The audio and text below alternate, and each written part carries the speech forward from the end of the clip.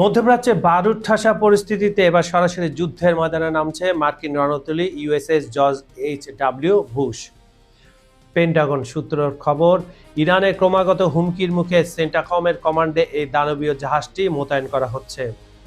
সম্প্রতি পারস্য উপসাগরে ইরানের কাদের ক্রুজ ক্ষেপণাস্ত্রের আঘাতে মার্কিন রণতরী আব্রাহাম লিঙ্কন পিছু হটতে বাধ্য হওয়ায় চরম উত্তেজনা বিরাজ করছে।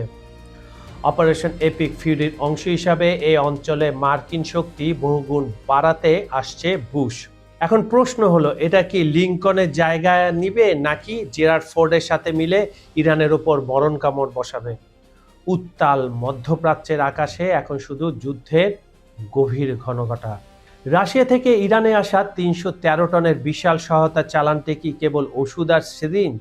আপাত দৃষ্টিতে একে মানবিক সহায়তা বলা হলেও আন্তর্জাতিক সমর বিশেষজ্ঞ ও গোয়েন্দা সংস্থাগুলোর কপালে এখন চিন্তার ভাঁজ।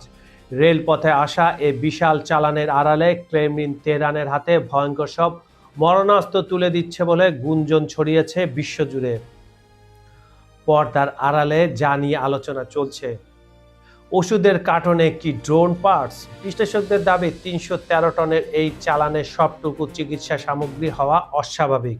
ধারণা করা হচ্ছে এর ভেতরে লুকিয়ে আছে রাশিয়ার তৈরি অত্যাধুনিক কামিকাজি ড্রোনের খুচরা যন্ত্রাংশ এবং উচ্চ প্রযুক্তির মাইক্রোচিপ, যা ইরানের ড্রোন প্রোগ্রামকে আরো শক্তিশালী করবে। মিসাইল ও রাডার সিস্টেমের উপস্থিতি। কিছু গোয়েন্দা সূত্রের বরাত দিয়ে গুঞ্জন উঠেছে ট্রানজিট হিসাবে ব্যবহৃত আজারবাইজানের রেলপথ দিয়ে আসা বড় বড় কন্টেনারে করে পাঠানো হয়েছে শক্তিশালী রাডার ডিটেকশন সিস্টেম এবং স্বল্প পাল্লার মিসাইলের প্রপেলার ইউনিট। বিশেষ করে ইরান যেভাবে মধ্যপ্রাচ্যে নিজের অবস্থান শক্ত করছে, তাতে রাশিয়ার এই উপহার সামরিক ভারসাম্য বদলে দিতে একেবারে প্রস্তুত।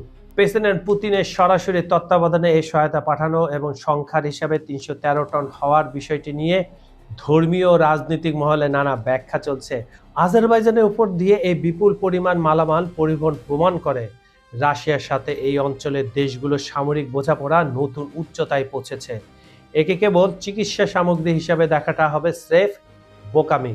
যদিও রাশিয়ার পক্ষ থেকে একে পুরোপুরি মানবিক সহায়তা হিসাবে দাবি করা হয়েছে, তবে বর্তমান বিশ্ব পরিস্থিতিতে এই চালানের ভেতরের বিষয়বস্তু নিয়ে সংশয় আরও কিছুদিন বজায় থাকবে বলেই মনে হয়। বন্ধুরা, মধ্যপ্রাচ্যের আকাশ এখন আর শুধু ধোঁয়ায় ঢাকা নয়, বরং পারমাণবিক যুদ্ধের হাতছানিতে লাল হয়ে আছে। ট্রাম্পের বুট অন দ্য গ্রাউন্ড মিশন আর রাশিয়ার রহস্যময় ৩১৩ টনের কার্গো, এই দুয়ে মিলে কি তবে শুরু হতে যাচ্ছে তৃতীয় বিশ্বযুদ্ধ? মনে রাখবেন, আমিরাত যদি আজ ইসরায়েলের ঢাল হয়, তবে কাল বুর্জ খালিফা কিংবা দুবাইয়ের সেই রাজকীয় প্রাসাদগুলো কি শুধু কংক্রিটের ধ্বংসস্তূপে পরিণত হবে? রাশিয়ার কার্গোতে কি সত্যি জীবন রক্ষা করে ওষুধ, নাকি আছে পশ্চিমের জম, কামিকাজি ড্রোন ও রাডার সিস্টেম? সময় খুব কম, আর এই আগ্নেয়গিরির ওপর দাঁড়িয়ে থাকা পৃথিবীর প্রতি মুহূর্তের খবর জানতে খবর সংযোগের সাথেই থাকুন। এখন আপনার পালা। আপনি কি মনে করেন, আমিরাত কি পারবে ট্রাম্পের মদদে ইরানের এই বিধ্বংসী ক্ষেপণাস্ত্র হামলা রুখতে, নাকি রাশিয়ার এই ৩১৩ টনের রহস্যে বদলে দেবে পুরো যুদ্ধের মানচিত্র?